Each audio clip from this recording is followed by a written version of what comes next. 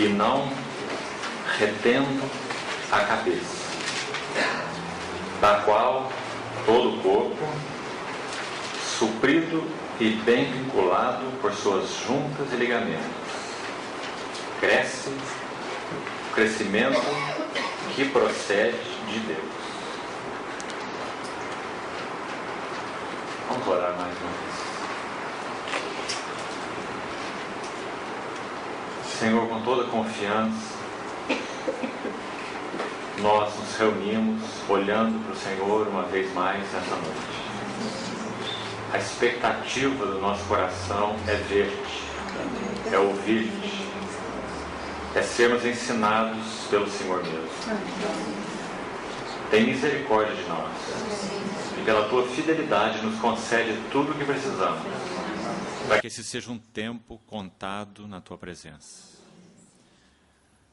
Habilita-nos pelo teu Espírito e abre a tua palavra aos nossos olhos interiores. Em nome de Jesus. Amém. Irmãos, ontem nós iniciamos, então, usando essa frase do verso 19, mas de uma forma positiva, procurando, com a ajuda do Senhor, perceber o que significa reter a cabeça.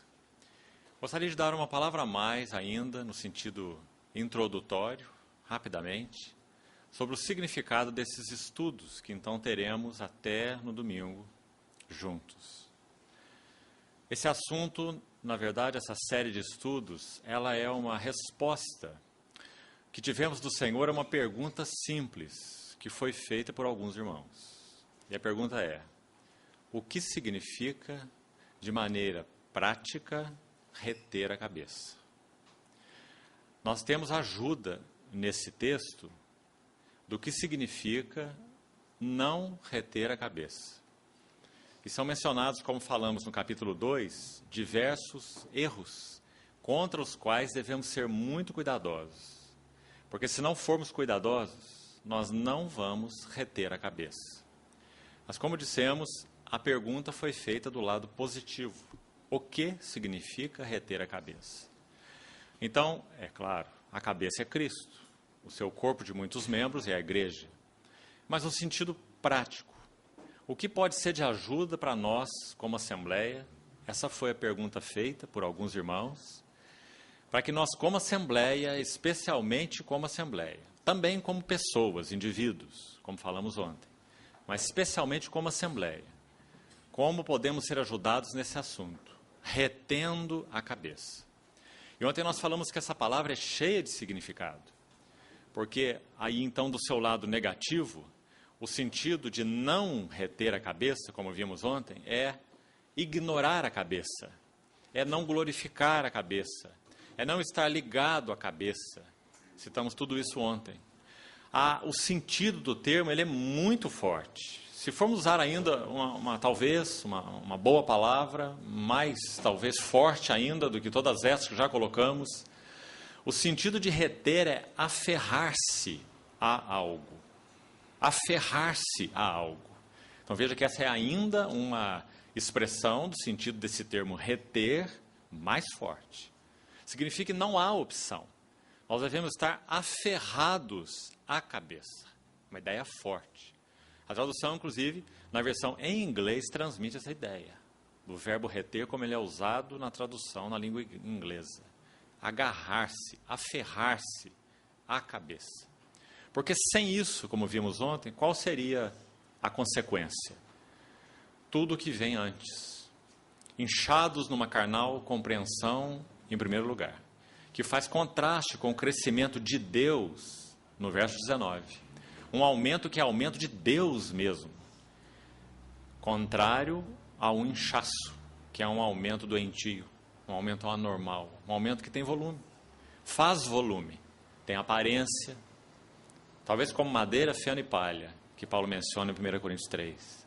Mas não tem substância, não tem conteúdo, não tem realidade espiritual. Então, se nós temos sido sinceros com o Senhor como assembleias, não é isso que nós queremos. Nós queremos crescer de forma harmônica, equilibrada, saudável. E para isso só há um único caminho: reter a cabeça. Porque todo o corpo desta cabeça, ele é suprido e bem vinculado pelas juntas e ligamentos, e ele cresce. O crescimento que procede de Deus. E não qualquer outro tipo de crescimento. Então falamos que o capítulo 2, ele é essencialmente, vamos chamar assim, negativo. Porque ele apresenta muitos cuidados para que nós não nos desliguemos da cabeça. Capítulo 2, verso 4, argumentos atraentes, raciocínios falazes. Versículo 8, filosofia, tradição de homens, rudimentos do mundo, e não segundo Cristo. Versículos 8 em diante. Versículo 16, ninguém vos julgue por causa de comida, bebida, lua nova, sábados, judaísmo. Quanta influência judaizante, pesada há no cristianismo de hoje. Quanta influência. E como isso tem danificado, obscurecido, de maneira tão fatal, o testemunho do Senhor na vida daqueles que professam o nome do Senhor. Então é um outro cuidado imenso que nós precisamos ter. Avalanche de judaísmo no seio da igreja. Depois ele entra na questão do misticismo, baseando-se em visões e culto de anjos, inchado na sua carnal compreensão. Depois no verso 20, ele entra na questão do ascetismo. Não manuseis isso, não proves aquilo, não toque aquilo outro. Ele diz que essas coisas só têm valor para fortalecer a sensualidade. Não tem nenhum valor senão para a satisfação da carne. Então, você vê quanto perigo junto, num capítulo só. Tudo isso nos desliga da cabeça. Um dos sentidos do termo reter, vimos ontem, é estar ligado à cabeça. Mas nossa ênfase ontem não foi essa. Apenas fizemos uma passagem como estamos fazendo de novo agora. Nossa ênfase foi o capítulo 1, que apresenta o assunto bem positivo. Então, quero ser bem objetivo em alguns pouquíssimos minutos, mas para podermos seguir a linha do que falamos ontem. Nós vimos 3 sessões no capítulo 1. Aquela oração, dos versos 9 a 12. Aquela sessão maior dos versos 13 até 23, mais um grande parágrafo. E vimos a última sessão de 24 a 29, que encerra o capítulo. 3 grandes sessões. Uma oração, um parágrafo sobre as glórias de Cristo, e um parágrafo sobre as aflições de Cristo. E vimos que se nós estamos retendo a cabeça, então a primeira marca distintiva de uma assembleia que retém a cabeça ela não se distrai de Cristo. Essa foi a primeira marca que vimos. Não nos distraindo de Cristo. A centralidade de Cristo, a preeminência de Cristo, a primazia de Cristo, ocupados com Cristo. Cristo na adoração, Cristo no reunir, Cristo na palavra, Cristo nos cânticos, Cristo na mesa do Senhor, Cristo nos relacionamentos, exortando-nos uns aos outros em verdade e em amor, crescendo em tudo naquele que é o cabeça, Cristo. Então, se nós nos distraímos de Cristo, tudo perde o significado. Agora, irmão, sabe o que é a tragédia? É que tudo pode se manter, mas manter sem significado. Como um tabernáculo sem arca, nos dias em que ele assim esteve, um tabernáculo vazio. Lá não havia arca, não havia glória, não havia a Shekinah. Mas tudo estava funcionando, inclusive o serviço sacerdotal. Então, nós precisamos ter olhos abertos para que o Senhor nos ajude. Falar sobre não nos distrair de Cristo, de forma nenhuma, como dissemos ontem, é chover em molhado. Porque esse é o nosso primeiro e grande risco na nossa vida cristã, pessoal e corporativo. Então vimos como que esses 3 parágrafos aí do capítulo 1 vão nos ajudar. Se nós não estamos nos distraindo de Cristo, então aquela oração vai nos ajudar muito. Porque ela é a oração de alguém que não estava distraído de Cristo, Paulo. E ela deve refletir o nosso coração e o nosso desejo como assembleia. Se não estamos nos distraindo de Cristo, então o que vai governar a oração da assembleia? Os desejos da assembleia, o clamor da assembleia, a oração corporativa. E nós vimos lá que aquela palavra pleno conhecimento aparece 2 vezes. Pleno conhecimento da sua vontade. Isso vai governar uma assembleia que não se distrai de Cristo. Mas a que se distrai de Cristo não está muito preocupada. Pode até falar sobre isso, mas não está ávida em conhecer os desejos de Cristo, em seguir os caminhos de Cristo, em buscar a mente de Cristo. Esse é um outro assunto que vamos falar mais para frente, com mais detalhes. Então, pleno conhecimento da sua vontade, pleno conhecimento de Deus. Vimos isso ontem naquela oração. As duas coisas andam juntas. Ainda nessa oração, se nós não nos distraímos de Cristo, nossa motivação é agradá-lo.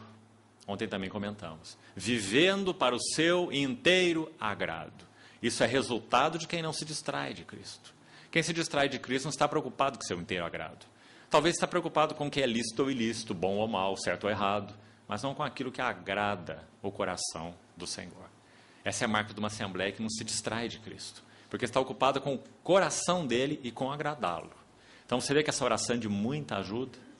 E depois menciona a questão de vivermos de modo digno do Senhor, e falamos que isso significa harmônico, exatamente porque não nos distraímos dele. Então nós vamos ouvir o maestro tocar, e nós vamos viver harmonicamente, dignos dessa vocação que fomos chamados. Então há muita ajuda naquela oração, e nós vimos alguma coisa ontem. É uma oração que reflete um coração não distraído de Cristo, em muitas marcas. Depois nós vimos quase nada, porque na verdade o foco não é esse, sobre aquelas questões do verso 13 a 23, que falam sobre as glórias de Cristo. Vimos alguma coisa, pouca coisa. E vimos que resume-se, na verdade, em dois termos. Ele é o primogênito de toda a criação, ele é o primogênito de entre os mortos. Porque ele é cabeça de toda a criação e ele é cabeça do corpo, que é a igreja.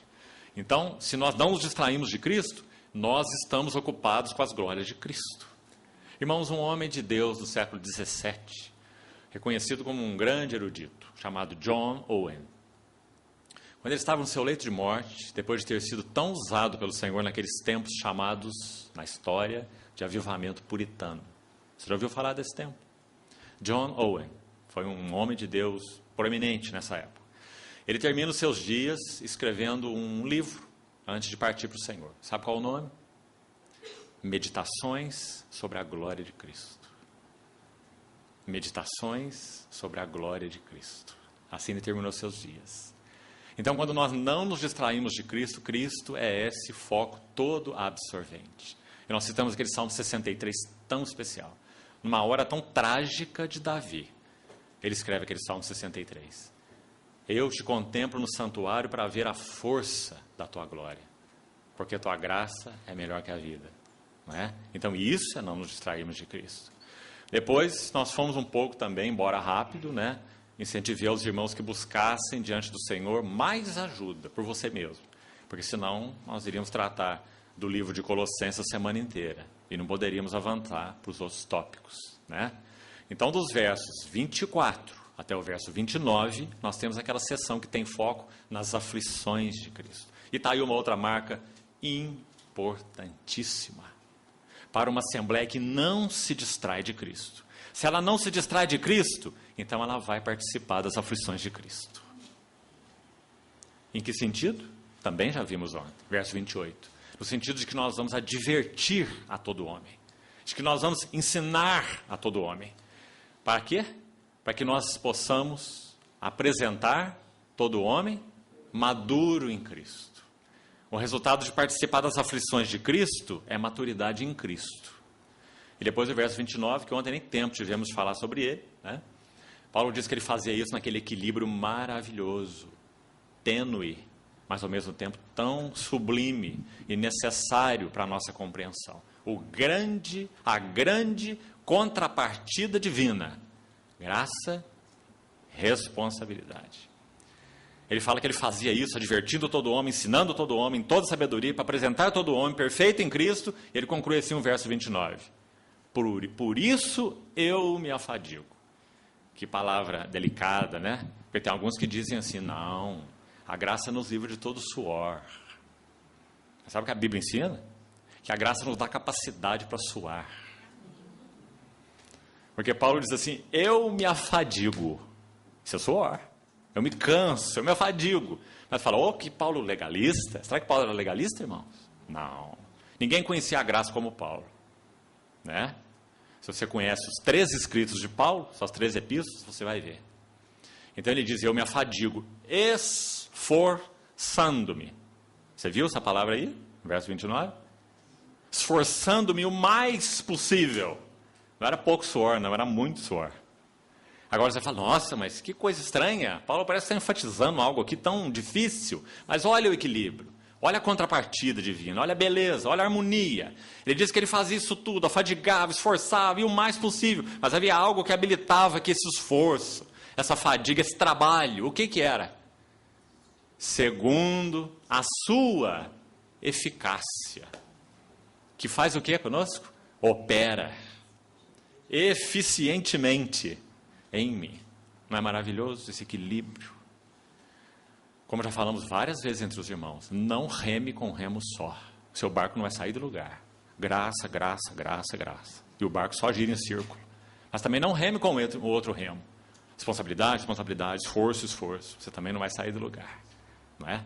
A graça de Deus é para habilitar uma resposta agradável a Ele. Agora, a graça pode vir e nós tornarmos vã a graça. É o que Paulo diz em 1 Coríntios 15, 10. Eu não tornei vã a graça de Deus. Pela graça de Deus eu trabalhei mais do que todos os apóstolos. É o que ele fala em 1 Coríntios 15. Aí ele diz, porém não eu. Porque ele não é legalista. Ele diz, porém não eu, mas a graça de Deus comigo. Então, de novo, o equilíbrio, e há muitos textos que mostram esse equilíbrio. Desenvolvei a vossa salvação com temor e tremor. Responsabilidade nossa. Porque Deus opera em vós, tanto querer como realizar, segundo sua boa vontade. Quanto texto de equilíbrio divino. Apocalipse 19. A esposa do cordeiro já se ataviou. Foi ela que se ataviou. Mas porque foi-lhe dado vestir-se de um linho finíssimo, resplandecente e puro. De novo o equilíbrio. O Senhor bordou aquele vestido, preparou aquele vestido é de tudo que vem dele, mas ele colocou o vestido no cabide. A noiva precisa ir lá e pegar o vestido, que ele já preparou. Né? A graça e a responsabilidade. Apocalipse 19, versículos 7 e 8. Então, até aí nós fomos ontem. Muita ajuda no capítulo 1, para vermos o que significa não nos distrairmos de Cristo, em todos esses aspectos. Hoje nós vamos dar um passo a mais. E por causa da importância do assunto, nós vamos dividi-lo em dois. Mas nós vamos continuar com o mesmo tópico de hoje. E a segunda marca, então, de uma assembleia que retém a cabeça. Sendo liderados pelo Espírito Santo. Se a primeira marca tem tudo a ver com Cristo, não nos distraindo de Cristo, a segunda marca tem tudo a ver com aquele que Ele enviou, o seu Consolador, o ministério do Espírito Santo. Ó, irmãos, como nós precisamos deter nesse assunto. E vamos buscar com a ajuda do Senhor andar alguns passos hoje e amanhã nesse assunto extremamente necessário. Esse é nosso sentimento no meio da Igreja de Deus hoje. Redescobrir o que significa servir a Deus no Espírito. Servir a Deus no Espírito. Conduzidos pelo Espírito, guiados pelo Espírito, liderados pelo Espírito. Nós precisamos redescobrir. Porque tanto do chamado serviço a Deus tem sido feito na energia da carne. E proveito algum se obtém desse tipo de serviço. Então vamos buscar humildemente aos pés do Senhor. Ele é o mestre, nós somos os alunos, todos nós. Então vamos buscar humildemente aos seus pés. Buscar nas Escrituras ajuda nesse assunto tão central. O Senhor nos ajude nesses 2 dias a redescobrir algo sobre o ministério do Espírito Santo. Imprescindível. Vamos avançar então em alguns textos. Vamos fazer uma introdução usando o livro de Atos. Vamos abrir Atos capítulo 13 inicialmente. Liderados pelo Espírito Santo. Essa é a segunda marca. Sendo liderados pelo Espírito Santo. Tanto na vida pessoal como na vida corporativa. Como falamos ontem, esses 2 aspectos são inseparáveis. Atos 13, versículo 1 a 4 diz assim: havia na igreja de Antioquia profetas e mestres: Barnabé, Simeão, por sobrenome Níger, Lúcio de Cirene, Manaém, Colácio de Herodes, o tetrarca, e Saulo. E servindo eles ao Senhor. A palavra servir aqui, ela tem um sentido de ministério público. A palavra específica que é usada no original fala de um ministério público. Isso significa que eles estavam servindo ao Senhor, servindo à igreja em Antioquia. Porque não há como servir o Senhor e não servir aqueles que pertencem ao Senhor. Então eles serviam ao Senhor. palavra que foi escolhida aqui denota ministério público. Agora veja a próxima palavra. Servindo eles ao Senhor e fazendo o que mais? Jejuando. Jejuar é ministério público? Não. Então, de novo, você vê um equilíbrio lindo aí. Irmão, vamos colocar da seguinte forma. O que significa jejuar? Jejuar significa uma avidez em buscar a mente do Senhor. Jejuar não é abstinência. Jejuar é muito menos passar fome. Jejuar significa uma avidez em buscar qual é a mente e a vontade do Senhor. Por isso esses irmãos jejuavam. Eles queriam conhecer a mente do Senhor. Então esse jejum inclui muita coisa. Vai além de comida, inclusive. Claro, atinge tempo, atinge outros apetites, outras ocupações, não é? Em função de buscar a mente do Senhor. Essa era a vida desses irmãos. 5 juntos. 5 profetas e mestres. Que igreja preciosa essa de Antioquia. Não é por menos que com a ação do Espírito, com a revelação de Cristo, ela foi um centro da obra nos dias primitivos. Não é? Então eles jejuavam. O que mais diz o texto? E disse o Espírito Santo. Então está ele aqui, ministério do Espírito Santo. E aqui vamos fazer uma primeira pergunta. Será que o Espírito Santo teria algo para dizer para esses 5? Se essa não fosse a condição prévia deles? Não sei qual a sua opinião, mas para mim, eu tenho um sonoro não. O Espírito Santo não teria nada para dizer. Se ali não houvesse profetas e mestres que serviam ao Senhor e que jejuavam. Mas porque havia, então ele tinha algo a dizer. Ele podia revelar seu coração, sua mente, seu tempo, sua vontade e seus caminhos específicos. Então disse o Espírito Santo: separai-me agora. Você vê esse agora? Tempo do Senhor. Eles puderam reconhecer, ouvir o Espírito Santo. A Barnabé e a Saulo para a obra. No mesmo contexto, em 2 versículos, você tem a palavra igreja no verso 1, a palavra obra no verso 2. E também não deixe isso passar despercebido. Porque nós precisamos ver liderança do Espírito Santo na igreja, liderança do Espírito Santo na obra. Porque obra e igreja não convivem assim. São 2 esferas independentes, de modo algum. Obra e igreja convivem assim. O lugar da formação de obreiros do Espírito é no seio da igreja local.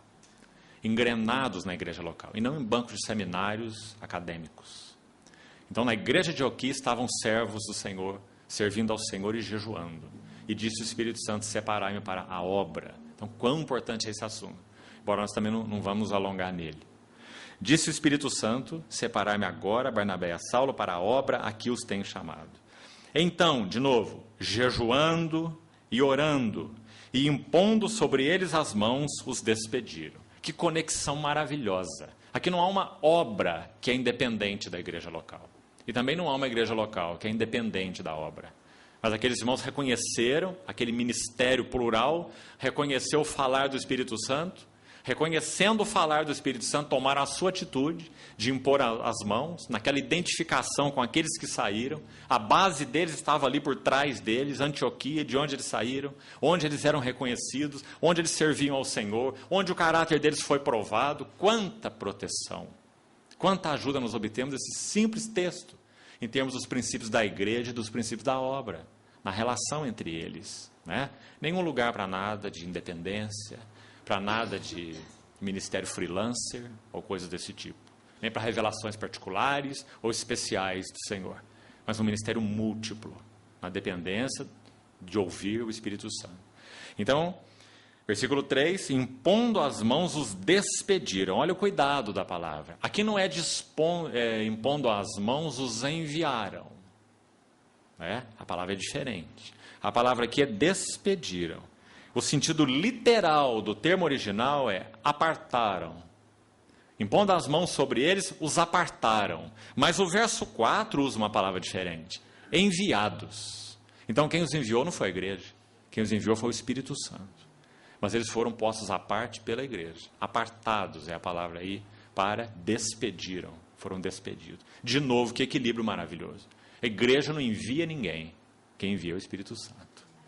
Mas com reconhecimento da igreja, com esse apartar da igreja, com esse jejuando, orando, impondo as mãos. De novo, que equilíbrio divino. Irmão, se nós tivéssemos respeitado esse simples princípio, quanta confusão nós teríamos evitado. Nessa relação igrejas e obra, né?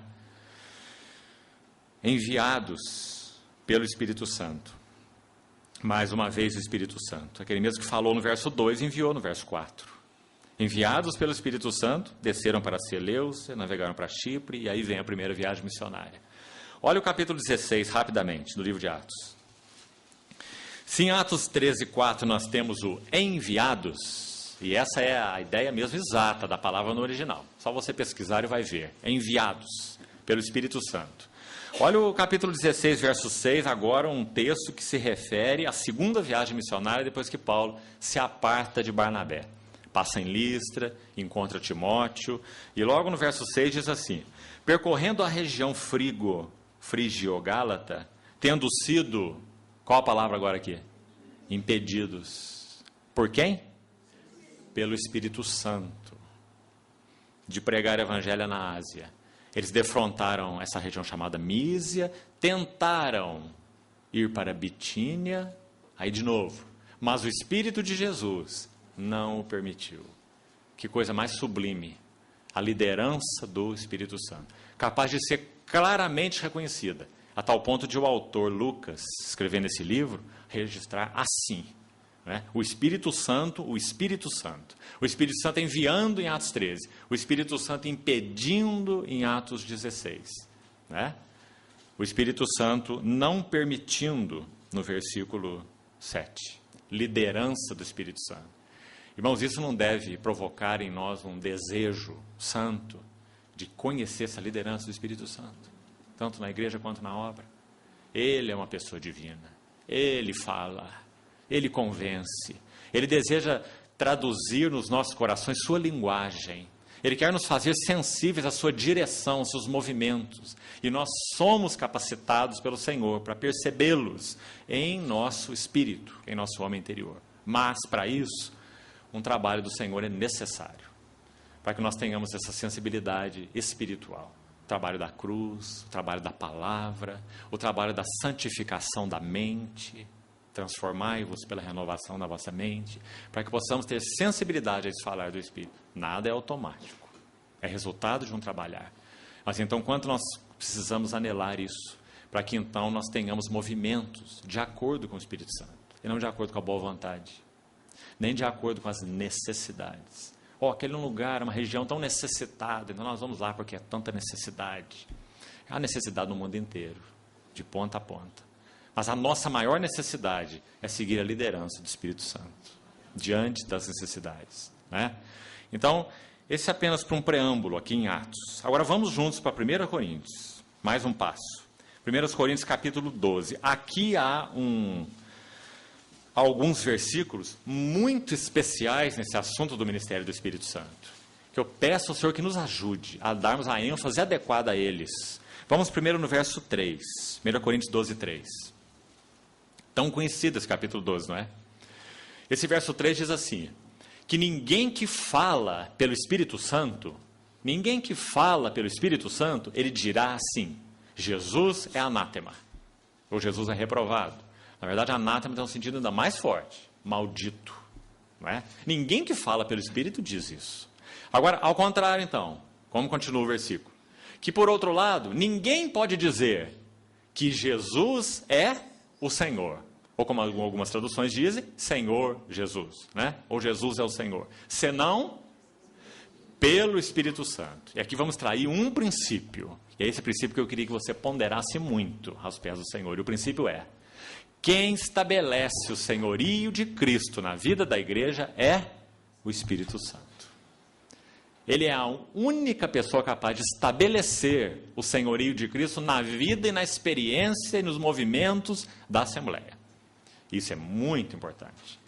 Ninguém pode dizer Jesus é o Senhor, senão pelo Espírito Santo. É o Espírito Santo, o único, que estabelece o senhorio de Cristo nas Assembleias. Isso então tem implicação para tudo que vamos compartilhar daqui para frente e amanhã, sobre esse assunto, o ministério do Espírito Santo. É por isso que ele não pode ser apagado. Nós vamos ver, talvez amanhã. É por isso que ele não pode ser entristecido. É porque é ele que estabelece o senhorio de Cristo. Se ele é entristecido, no sentido prático, nada de senhorio de Cristo para nós. Nada. Porque ele está entristecido. Se ele está entristecido, ele não pode governar, não pode guiar, não pode liderar, não pode falar. Mesmo que fale, não é ouvido, porque ele está entristecido. Então, esse é um princípio tão fundamental. Talvez amanhã, se o Senhor nos conduzir assim, nós vamos estudar um pouco Efésios capítulo 4, aquelas implicações práticas. Nós precisamos aplicar isso, como a palavra aplica, né? Essa questão do estabelecer o senhorio de Cristo no seio da Assembleia. É o Espírito Santo que estabelece. Então, qual a nossa relação com Ele? E aí um longo texto de Efésios 4, do verso 30, entrando pelo capítulo 5, vai nos ajudar muito. Sobre aquilo que entristece o Espírito Santo e sobre aquilo que satisfaz o Espírito Santo. Para que nós possamos experimentar o senhorio de Cristo na vida da Assembleia. Então, repetindo, se Ele for entristecido, se Ele for apagado, se Ele for resistido, nada de senhorio de Cristo na vida da Assembleia. Aí sabe o que nós faremos? Movimentos confusos, independentes, particulares, devaneios intelectuais, devaneios teológicos, devaneios de serviço. Esse será a nossa praga. Se o Espírito Santo não puder nos liderar. Isso é muito terrível, irmãos. Isso é terrível. Sabe por que às vezes nós brincamos com essas coisas? Porque nós não vimos o erro de perto. Quando nós virmos o erro de perto, nós pararemos de brincar com essas coisas. Elas são trágicas. Sabe o que Paulo diz escrevendo para Timóteo? O Espírito afirma, ele de novo, o Espírito afirma, nos últimos dias alguns apostatarão da fé. Essa palavra não é para o mundo não pode apostatar, o mundo já está longe. Alguns apostatarão da fé, porque eles vão seguir espíritos enganadores e ensinos de demônios. Isso é para nós. Isso é dentro da igreja, não é fora da igreja. E o Espírito afirma. Sabe por que é Ele que afirma? Porque Ele conhece tudo sobre isso. Ele é o Espírito da verdade, que nos guia a toda a verdade. Então, se Ele for entristecido, só há uma chance. Espíritos enganadores, ensinos de demônios. Muito sério. Então, que o Senhor nos ajude a ver, com toda a seriedade que devemos ter, esse assunto. É um assunto que necessita de resgate na vida da igreja. O ministério do Espírito Santo. Não para ficarmos falando palavras sobre isso, mas para entrarmos na realidade espiritual disso, com temor e tremor. Então, vamos seguir um pouco mais desses versos. Verso 12, desse mesmo capítulo. Assim como o corpo é um, e tem muitos membros, e todos os membros sendo muitos, constituem um só corpo. Assim também com respeito a Cristo. Penso que já falamos uma outra vez juntos, que neste versículo, Cristo aqui, não é o Cristo Jesus pessoal. Está muito claro se você ler o versículo. O Cristo aqui é esse novo homem da nova criação, que tem Jesus Cristo como a cabeça e um corpo de muitos membros, que é a igreja, como seu corpo. Então esse Cristo aqui é o Cristo corporativo. Por isso ele não usa a palavra Jesus Cristo. Ele usa a palavra Cristo, porque Cristo significa ungido. E o que foi ungido foi a cabeça e o corpo. Porque em Atos 2,33, quando Pedro fala daquela sua primeira pregação tão tremenda, um dos pontos que ele enfatiza na sua mensagem é: Jesus foi exaltado, pois, à destra de Deus, recebeu do Pai a promessa do Espírito e derramou isso que vedes e ouvis. Não é? Então essa unção, conforme o Salmo 133, é um óleo sobre a cabeça, que desceu para a barba do grande sumo sacerdote, que penetrou os céus e desceu até a orla das suas vestes, no Pentecostes. Não é? Então esse é o Cristo, mencionado nesse versículo 12. Esse Cristo corporativo, que tem Jesus Cristo como a cabeça e a igreja como um corpo de muitos membros. Então, verso 13. Pois em um só Espírito, todos nós fomos batizados em um corpo, quer judeus, quer gregos, quer escravos, quer livres. E a todos nós foi dado beber de um só Espírito. Vamos extrair outro princípio importante aqui. Por um lado, nós estamos no Espírito. Porque assim, amados irmãos, como Cristo é, digamos, para nossa compreensão, para efeito didático, Cristo é uma esfera espiritual na qual habitamos. Ensino de Romanos 5.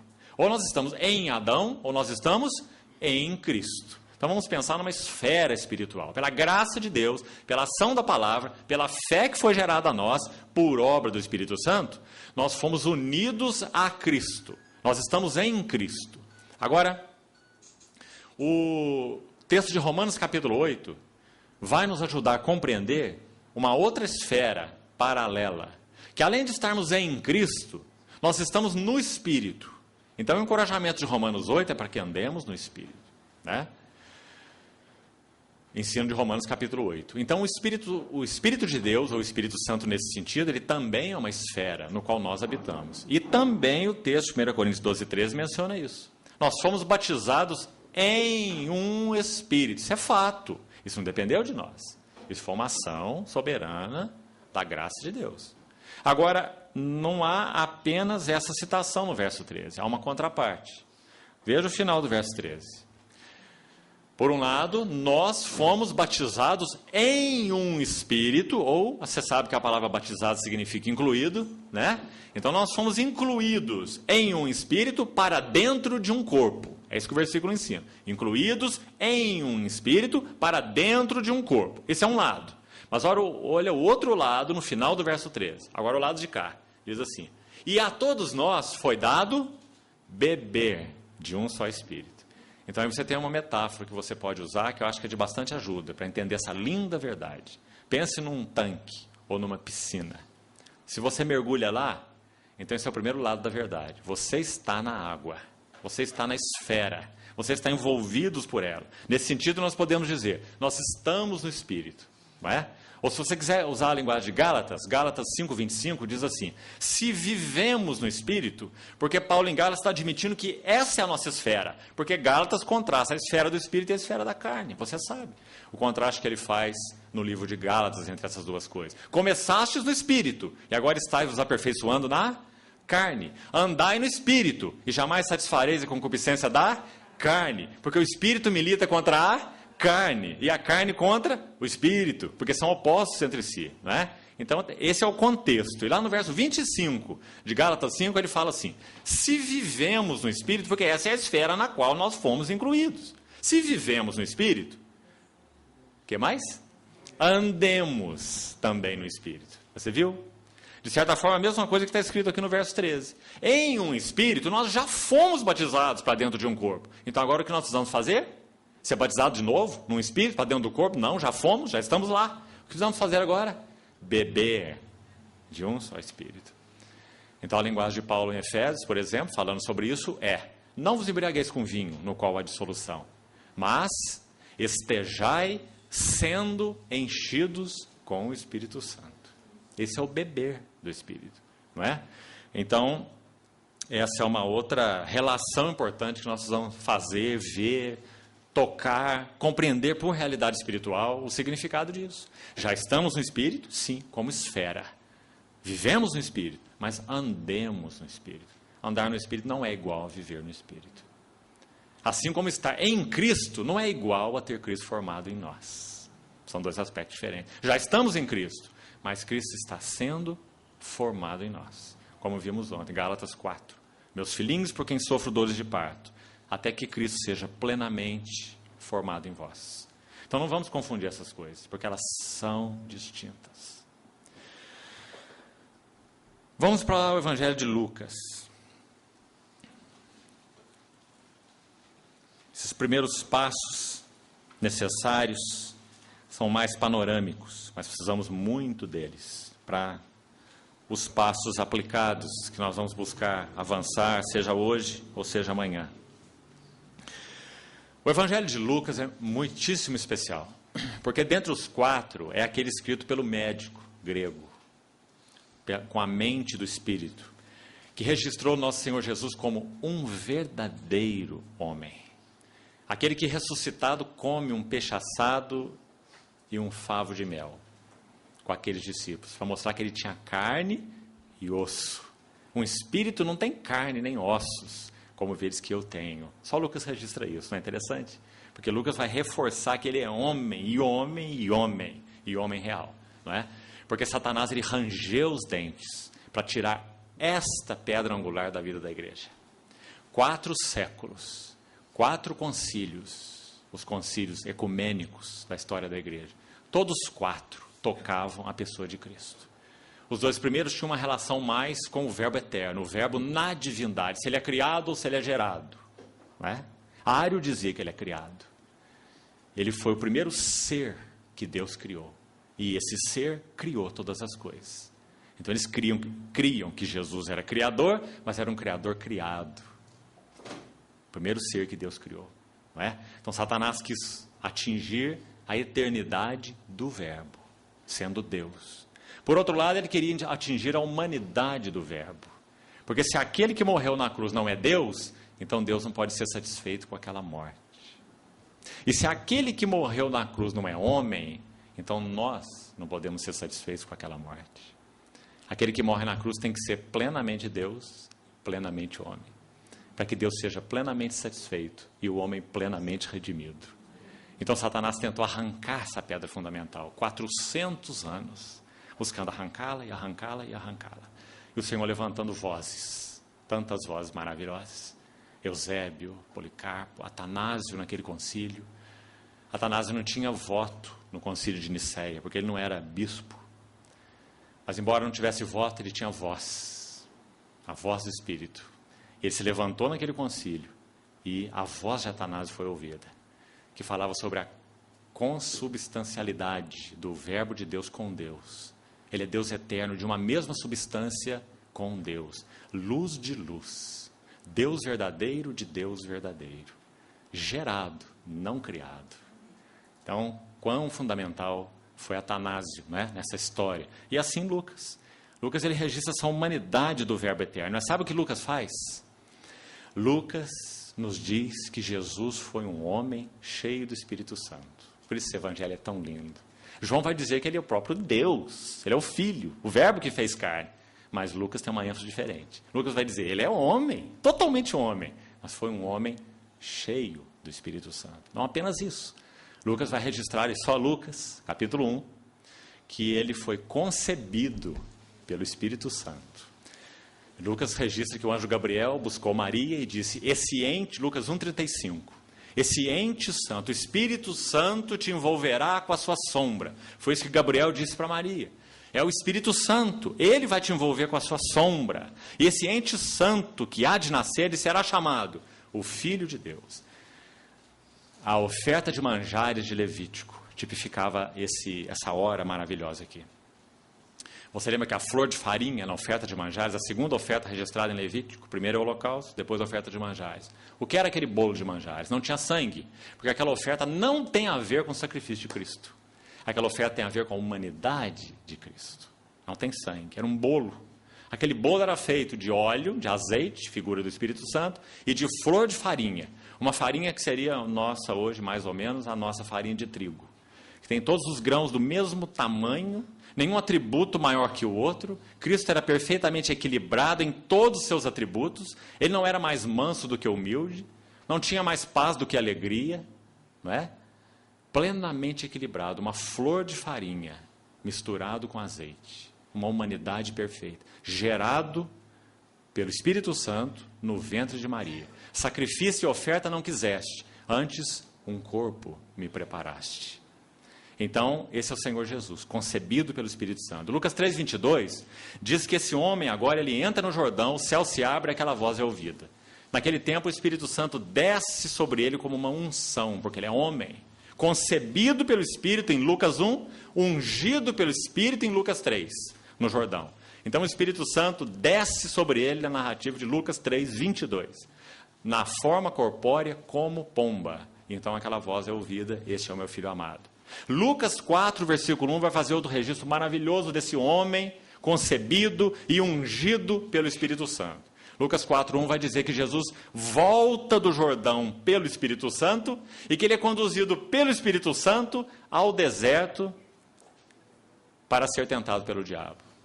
Lucas usa a palavra guiado. Guiado ou conduzido pelo Espírito Santo. Lucas 4:1, se você está acompanhando. E no verso 14 ainda, de Lucas 4, ele fala assim, e ele regressa do deserto pelo poder do Espírito Santo. Você está vendo quanta ênfase? Ele vai para o deserto pelo Espírito Santo, ele retorna do deserto pelo Espírito Santo e ele volta para Galileia, Lucas 4,14. E na Galileia ele vai para Nazaré. E em Nazaré ele entra na sinagoga. Na sinagoga ele se levanta para ler. Eles dão a ele o livro do profeta Isaías. Ele abre o livro no capítulo 61. Por quê? Porque ele vai ler para eles o seguinte texto: o Espírito do Senhor está sobre mim. Ele me ungiu para evangelizar os pobres, libertar os cativos, apregoar o ano aceitável do Senhor. Então ele faz a leitura, diz o texto de Lucas, fecha o livro, entrega para o assistente, assenta-se e fala uma frase só, segundo o registro de Lucas. Qual frase? Hoje se cumpriu a Escritura. Que maravilha, irmãos. Esse é o nosso Senhor Jesus, um homem cheio do Espírito Santo. A Bíblia registra, o próprio Lucas, que João Batista foi cheio do Espírito Santo desde o ventre materno. Não é assim? Com relação a João Batista. E Jesus?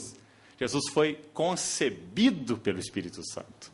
E depois foi cheio com o Espírito Santo. E foi guiado pelo Espírito Santo. O Espírito Santo guia para o deserto para ser provado, para que ele fosse esmagado como um incenso. Quanto mais esmagado ele era, mais o Pai respirava fragrância. Que ele nunca pôde respirar de Adão, e na verdade de homem nenhum. Mas ele pôde respirar do seu Filho. Esse homem perfeito, cheio com o Espírito Santo. E a nossa ênfase aqui está no Espírito Santo. Então, Hebreus 9 vai nos dizer assim, que depois que ele vive essa vida humana, como Lucas registra de maneira tão maravilhosa, Hebreus 9,14 vai nos dizer assim. O verso 13, o anterior, diz que o sangue de touros e de bodes pode purificar quanto a carne, quando aspergido sobre essa carne. E o verso 14 vai dizer, muito mais o sangue de Cristo. Agora escute essa frase. Que, Cristo que, pelo Espírito eterno. O que ele fez pelo Espírito eterno nesse versículo? A si mesmo se ofereceu sem mácula a Deus. Então o que nós estamos autorizados a afirmar? Que aquele corpo que foi preparado para Maria, pelo Espírito, no ventre de Maria, o homem Jesus perfeito, que viveu a vida humana perfeita, pelo Espírito, capacitado nas tentações, na condução, no ensino, na sabedoria, no discernimento. Ele foi à cruz pelo mesmo Espírito. Ele foi habilitado pelo Espírito para enfrentar a cruz, aquela hora. Irmãos, por que nós estamos enfatizando isso? Porque nós vamos fazer aqui uma relação. O Espírito que nós recebemos, e esse vai ser o passo que nós vamos dar agora. O Espírito que nós recebemos não é simplesmente, digamos assim, pois vamos explicar melhor para você tentar compreender isso. Não é simplesmente o Espírito de Deus, o Espírito eterno, o Espírito de Jeová. O Espírito que nós recebemos é o Espírito do Jesus glorificado. Sabe o que isso significa? Abra sua Bíblia em João 7, para você procurar compreender isso. João 7, de 37 a 39. Esse texto diz que chegou o último dia, o grande dia da festa. E essa festa é a festa dos tabernáculos. Quando o sacrifício era realizado no último dia, um grande dia de festa. Quando, segundo a história, segundo a tradição, as escadarias do templo eram lavadas nesse último dia. Então Jesus, provavelmente, usando a alusão a esse lavar dessa escadaria do templo, aquela água que fluía lá de cima, lavando aquelas escadas, ele disse assim, se alguém tem sede, venha a mim e beba. Quem crer em mim, união. Crer significa unir-se.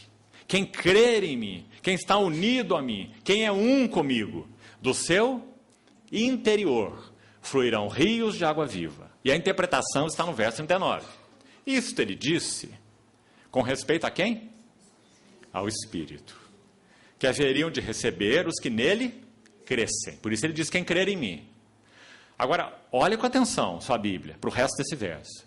Porque até esse momento, o Espírito, acho que todas as versões aqui dizem a mesma coisa, não é? O Espírito não fora dado, ou não havia sido dado. Acho que não tem nenhuma versão diferente. Tem? O Espírito não havia sido dado. E concluindo o verso. Por quê? Porque Jesus não havia sido ainda? Sim.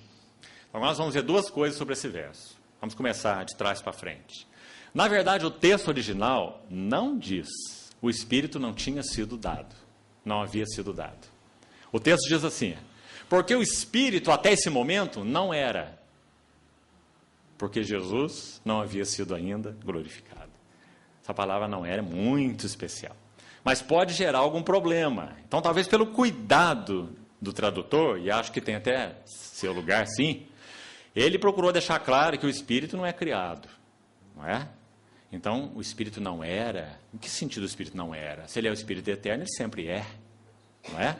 Então, ele colocou essa, digamos, explicação aqui quando fez a tradução. Até esse momento, o Espírito não fora dado, porque Jesus não foi ainda glorificado. Mas o texto original é, até esse momento, o Espírito não era, porque Jesus não foi ainda glorificado. O que nós temos para colher aqui? Amados irmãos, o Espírito de Deus, antes da encarnação de Cristo, ele sempre é o que ele é. Ele é pessoa divina. Ele procede do Pai para o Filho, o Espírito de comunhão, pessoa divina eterna. Ele é o Espírito eterno, o Espírito de Deus. Quando um corpo para o Filho de Deus, o Logos, o Verbo, é preparado no ventre de Maria, ele é preparado por esse Espírito e ele é cheio com este Espírito. O mesmo Espírito que preparou o corpo o enche. João 3 vai dizer que Deus não deu a ele o Espírito por medida. Não é? Então ele foi um homem cheio do Espírito e conduzido pelo Espírito. Ou seja, o Espírito eterno, o Espírito de Deus, o Espírito que sempre é, a terceira pessoa da divindade, no homem Jesus, ele passa por experiência humana, porque ele enche o Verbo encarnado de Deus, o Senhor Jesus. Isso significa que o Espírito Santo, na pessoa divina humana de Jesus, ele passa por experiência humana. Em todos os sentidos. Ele habilita Jesus para viver uma vida humana perfeita. Por isso citamos Lucas. Para que você veja claramente isso enunciado no livro de Lucas. E é claro que nos outros evangelhos também, mas especialmente em Lucas. Ele habilita Jesus para cumprir a vontade de Deus, obediente até a morte de cruz. Pelo Espírito eterno é que ele se oferece sem mácula a Deus. Livro de Hebreus, não é? Ele leva Jesus ao deserto para ser tentado pelo diabo, e também a Bíblia é muito clara em dizer que ele foi conduzido pelo Espírito para o deserto para ser tentado. Então está o Espírito Santo ali, enchendo o homem Jesus, não por medida, e passando pelas experiências humanas do homem Jesus. Habilitando Jesus para a tentação, para a prova, para a necessidade, para a tribulação, para a privação, para as dores, para os cansaços, para as fraquezas, para tudo que ele era como homem, tudo que ele viveu como homem. Então, a grande, maravilhosa verdade do Novo Testamento, de novo voltando à pregação de Pedro, é que quando esse homem, habilitado pelo Espírito, que se entrega na cruz pelo Espírito, que é ressuscitado, segundo Romanos 8, por quem? O Espírito daquele que ressuscitou a Jesus dentre os mortos, vivificará os vossos corpos mortais. Quem ressuscitou Jesus dentre os mortos? O Espírito de Deus. Romanos 8, 9 e 10. Então, quando o Senhor Jesus, na pregação de Pedro, ele ascende ao céu, ele recebe do Pai a promessa do Espírito, uma promessa que era destinada a seu povo. Digamos que não é uma promessa pessoal para ele mesmo, mas é uma promessa destinada a seu povo, porque é uma promessa, é a promessa, não é uma promessa. É a promessa do Velho Testamento. É a promessa de que fala Jeremias, é a promessa de que fala Ezequiel 36, é a promessa de que fala Joel, capítulo 2. É a promessa. Pedro no Pentecostes cita Joel 2, derramarei o meu Espírito. Essa é a promessa. Então Pedro diz, ele recebeu a promessa e ele derramou isso que vedes e ouvis. Então o que ele derrama? Então agora me entenda com cuidado, para você não dizer que eu estou pregando heresia. Viu? Então me ouça com muito cuidado. Esse Espírito que nós recebemos é o Espírito de Jesus glorificado. Aquele que passou por toda a experiência humana na vida de Jesus. Que diferença isso faz? Toda a diferença. Porque esse Espírito conhece tudo sobre fraqueza. Esse Espírito conhece tudo sobre tentação. Por isso ele foi chamado de o Consolador. Ele é o Paráclitos. Ele veio exortar, ele veio consolar, ele veio habilitar. Ele veio dirigir, ele veio nos habilitar para cumprir toda a vontade de Deus, para sermos obedientes como Cristo foi obediente. Sabe o que Hebreus diz? Que Jesus foi aperfeiçoado pelos sofrimentos. Quem que aperfeiçoou Jesus? Foi o sofrimento pelo sofrimento? Nós sabemos que não, irmãos. Ninguém é aperfeiçoado pelo sofrimento como sofrimento. Ele foi aperfeiçoado através dos sofrimentos pelo Espírito Santo. Porque o Espírito Santo encheu essa vida humana e conduziu essa vida humana. Então, o Espírito que nós recebemos hoje é o Espírito que habilitou Jesus em todos os seus assuntos. Por isso, a dádiva do Espírito Santo é tão central de ser compreendida por nós, igreja. Qual a nossa conclusão?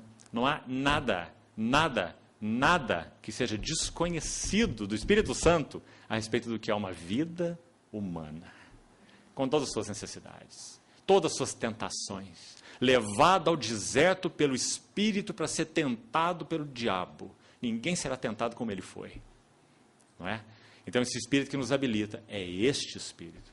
Então, é nesse sentido que João diz, o Espírito não era, até esse momento, porque Jesus Cristo não havia sido glorificado. Por que ele não era? Porque o Espírito que nós haveríamos de receber é o Espírito dele, então ele deveria ser glorificado. Se de alguma maneira fosse o Espírito de Deus, digamos então de modo geral, então ele não precisava ser glorificado. Não havia nenhuma dependência da obra que ele ia realizar. Mas era necessária uma dependência total desta obra, porque é este Espírito que nós iríamos receber. Porque nenhum outro Espírito poderia ser o nosso consolador, o nosso habilitador. Aquele que conhecesse tudo sobre vida humana e pudesse nos habilitar e nos aperfeiçoar, como ele habilitou e aperfeiçoou o homem Jesus. Então, irmãos, essa é uma nota excelente sobre o Espírito Santo, que nós precisamos tocá-la. Você quer ver isso em um texto? Abra Gálatas 4. Gálatas 4. Graças ao Senhor, porque nós recebemos este Espírito, habilitador, provedor, pleno. Gálatas 4, vamos ver só dos versos 4 a 6. Olha com atenção. Gálatas 4, de 4 a 6. Se você olhar esse texto com atenção, você vai ver que tem dois envios, muito preciosos nesse texto aí. Dois envios. Primeiro diz assim, vindo a plenitude do tempo, Deus enviou. Aí o primeiro envio. Ele enviou quem? O seu próprio filho. Nascido de mulher, nascido sobre a lei, para resgatar os que estavam debaixo da lei. Para que nós pudéssemos receber o quê? Ouça com atenção. A adoção de filhos. Se nós entrarmos por esse assunto aí, nós vamos fazer a digressão de Paulo. Nós vamos voltar mais, né? Porque ele é o espírito de filiação. Irmão, filiação e sacerdócio são duas linhas das mais preciosas na revelação bíblica. Filiação, sacerdócio. Vai ter com os meus irmãos e diz-lhes, subo para o meu Pai e o vosso Pai, filiação. E para o meu Deus e o vosso Deus, sacerdócio. Essas duas linhas percorrem como dois fios de ouro a Bíblia toda. Filiação e sacerdócio. Para isso nós somos chamados. Filhos sacerdotes. É isso que nós somos. Então, Deus enviou seu Filho para que recebêssemos a adoção de filhos. Primeiro envio. Agora o texto continua assim. E por que vós sois filhos? Deus enviou. Segundo envio. O que ele envia agora? Enviou aos nossos corações quem? O Espírito de Deus, o Espírito Eterno, o Espírito de Jeová, é o que está escrito aí? O Espírito de seu Filho.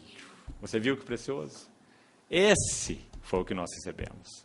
O seu Filho provado em todas as coisas. O seu Filho que conhece tudo sobre a vida humana, porque ele é homem. Não é? Ele não foi homem, ele é homem. Ele ainda é homem. Há um homem no trono da glória. Não é? Então foi o Espírito que habilitou esse homem. Então conhece tudo sobre a vida humana. Ah, irmãos. Esse é o bendito Espírito Santo que foi derramado. Por isso, se ele não nos liderar, nós não temos caminho nenhum. Nossa ignorância e obtusidade é completa. Mas ele conhece tudo. Tudo sobre tudo. No sentido de habilitar o homem e conduzi-lo até a glória. Pedro chama de o Espírito da glória e de Deus. Lembra-se? Nós citamos ontem. Espírito da glória. Nós seremos conduzidos à plena filiação, pelo Espírito de filiação. Nós seremos conduzidos à semelhança, nós seremos formados e conformados à semelhança de Cristo pelo ministério do Espírito Santo. Todos nós, contemplando como por espelho a glória do nosso Senhor, somos transformados de glória em glória. De um grau de glória a outro grau de glória maior. De uma semelhança a uma maior semelhança. A imagem de Cristo. Quem faz isso em 2 Coríntios 3,18, final do verso? Transformados de glória em glória, como pelo Espírito do Senhor. Está vendo? Ele é o agente para revelar em nós a imagem do Filho amado de Deus. É o Espírito Santo. Ele foi incumbido desse ministério. Lembra-se daquela figura tão linda do Velho Testamento, né? Eliezer. Lembra-se de Eliezer? Servo de Abraão. Penso que uma vez também já compartilhamos algo sobre isso, mas eu vou repetir para você. Vamos refrescar nossa memória pelo Espírito, com esse assunto tão lindo. Quando Abraão, Gênesis 24, ele envia Eliezer para buscar uma esposa para o seu filho Isaac. Primeiro você sabe a experiência do capítulo 22, né? Quando Isaac é levado para o altar. Teu filho, teu único filho a quem amas. Uma figura tão clara de Cristo. 22. Levado para aquele altar. No capítulo 24, quando Eliezer é enviado por Abraão para buscar uma esposa para o seu filho, Abraão pede que Eliezer faça um juramento e coloque a sua mão debaixo da coxa de Abraão, jurando que ele não iria a outro lugar, senão na sua parentela, para buscar uma esposa para o seu filho, e parte Eliezer. Você conhece o texto, Gênesis 24. Ele se assenta naquele poço, com aqueles camelos, então ele pede discernimento ao Senhor para que ele reconheça aquela esposa, então se apresenta Rebeca e descedenta não apenas ele, mas aqueles camelos, uma serva, né? Da água para camelo é um assunto complicado, né? Então ela descedenta todos aqueles camelos e Eliezer, pelo Espírito, reconhece que ali estava a serva, não é? Então ele, por discernimento de Deus, ele entende que Rebeca é a esposa para o filho e ele vai exercer agora o seu ministério. Então Rebeca pergunta qual o nome dele. Ele não dá resposta nenhuma nesse sentido. Que maravilhoso. Ele não diz, eu sou Eliezer. Ele diz assim, eu sou servo de Abraão. Porque toda genuína obra do Espírito, ela não é espiritocêntrica, ela é cristocêntrica. Então Eliezer nem mesmo falou o seu nome, ele falou do seu ofício. Eu sou servo de Abraão. E imediatamente ele começa a cumprir seu ministério, ele começa a falar do Isaac, porque ele foi enviado para isso. Então ele fala assim, meu senhor Abraão é um homem muito rico, e ele tem um filho. E ele deu ao seu filho tudo o que ele possui. Sabe como Jesus interpreta isso? Lá em João 16, quando ele fala sobre o Consolador, João 16, ele fala assim para os seus discípulos, tudo que o Pai tem é meu. Por isso eu digo que o Espírito vai receber o que é meu e vou-lo-á de anunciar. Né? Esse é o verdadeiro Eliezer, o Espírito Santo. Então lá na figura é assim que está. Eliezer vai convencendo Rebeca das glórias de Isaac, na jornada para a casa de Labão. Não é assim? Quando eles chegam lá, você sabe que o Labão é uma figura também problemática, né? Então ele começa a reter ali Rebeca há muito tempo, eles ficam lá 10 dias, e Labão quer que fique mais, e o assunto não se resolve, não é? Então eles lembraram que a mulher tinha vontade própria. Então eles foram consultar a Rebeca. A moça vai, a moça não vai, Labão acha que ela deve ficar, Eliezer quer levá-la rápido, não é? Porque esse é o ministério do Espírito Santo, preparar uma noiva para o seu filho. Então Eliezer quer levá-la, mas Labão quer segurá-la. Então ele diz, vamos perguntar para ela. Irmão, isso é tão maravilhoso. Porque isso fala que para que Cristo encontre a sua igreja, isso não é apenas um ato soberano da vontade dele. Ele busca um coração que o almeja, um coração que o anela. Então, quando eles vão consultar Rebeca e fazem a pergunta para ela, ela responde com 2 palavras. Eu irei. Eu irei. Então, ela deixa a casa dos seus pais e vai encontrar Isaac. Esse é o ministério do Espírito Santo, preparando uma noiva para Cristo. Qual é o nosso coração? Nós temos estado satisfeitos com a casa de Labão? Nosso lugar, nossas coisas, alvos, interesses, projetos, planos, ambições. Se o Senhor Jesus não encontrar entre nós um povo que o almeja, ele não descerá do céu. Ele não descerá do céu porque a hora de Israel está chegando. Ele não descerá do céu porque o relógio de Deus está perto do tempo. Ele descerá do céu quando ele encontrar nessa terra um povo que o anseia, como Rebeca ansiava encontrar Isaac. Eu irei. Essa é a hora do Senhor. Esse é o tempo do Senhor. Então o Senhor nos ajude a ver isso, irmãos. O Espírito Santo está aqui para fazer essa obra. Não é para nos tornar melhores.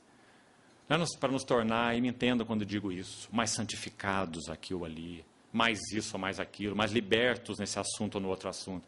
É preparar uma noiva. A si mesmo se purifica todo que nele tem esta esperança, assim como ele é puro. Qual esperança? Havemos de vê-lo como ele é. Essa é a nossa esperança. Então que o Senhor levante nos nossos corações um verdadeiro clamor em resposta ao ministério do Espírito Santo. Se nós concedermos ao Espírito Santo lugar para nos liderar, esse vai ser o resultado. Ele vai prover em nós, ele vai promover em nós um coração de trigo e não de joio. Quanto mais o tempo passar, mais as nossas raízes ficarão pequenininhas e não mais profundas. O joio, quanto mais amadurece, mais ele finca raízes na terra. Este mundo é meu. O joio, quanto mais cresce, mais ele solta o trigo. Quanto mais ele cresce, mais ele solta suas raízes da terra, porque ele amadurece para Deus. O joio, quanto mais ele cresce, mais ele se torna ereto. O trigo, quanto mais ele cresce, mais ele se dobra, ele se curva. Ele cresce para o céu, o joio cresce para a terra. O ministério do Espírito Santo é preparar uma noiva para o filho. Para isso ele foi enviado. Eu quero concluir dizendo para os irmãos o seguinte. Há uma expressão, uma palavra no livro de Hebreus, que nos ajuda tanto em entender esse maravilhoso ministério do Espírito Santo. Nós vamos dar esse último passo, concluindo por hoje. Sabe qual é a palavra? Fiador. Hebreus 7:22. Diz que Jesus é fiador de uma nova aliança. Deixa eu compartilhar com os irmãos sobre isso e o que isso tem a ver com o Espírito Santo. Quando o sacerdote era ungido no Velho Testamento, era aplicado o sangue e depois o óleo, nessa ordem. O sangue para purificação, remissão, expiação e o óleo para unção. Claro que não pode ser invertido, né? Primeiro expiação, depois unção. Sangue e óleo. Quando ao Senhor Jesus é aplicada essa palavra fiador, peça ao Espírito do Senhor que te ajude a ver essa figura do sangue e do óleo nessa palavra fiador. Um fiador, ele nunca garante um lado só do contrato, senão ele não é fiador. Ele tem que garantir, assegurar dois lados de um contrato. O lado do credor e o lado do devedor.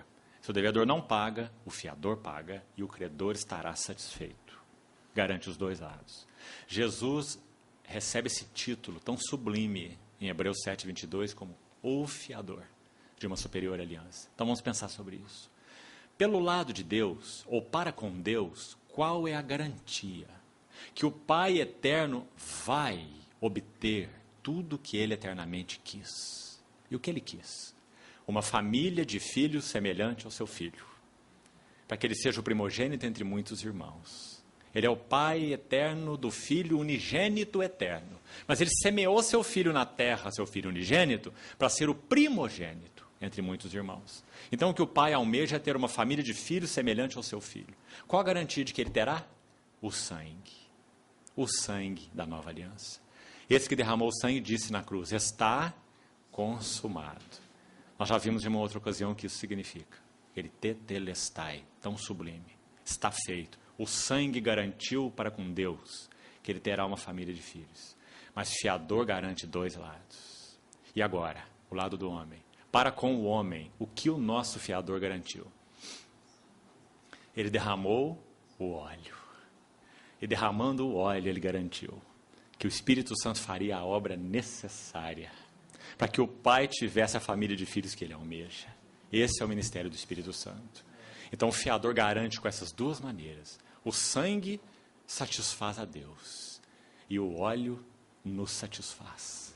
O sangue cumpre o propósito de Deus e o óleo garante que nós chegaremos lá pela obra transformadora do Espírito Santo. Então, irmãos, a relação entre o Calvário e o Pentecostes, ela está embutida nessa palavra fiador. Com o Calvário, ele garantiu o assunto para com Deus. E com o Pentecostes, ele garantiu o assunto para conosco. O Espírito Santo veio nos habilitar para que pela operação do Espírito Santo, da graça de Deus, encontrando resposta nos nossos corações, quem tem ouvidos, ouça o que o Espírito diz às igrejas.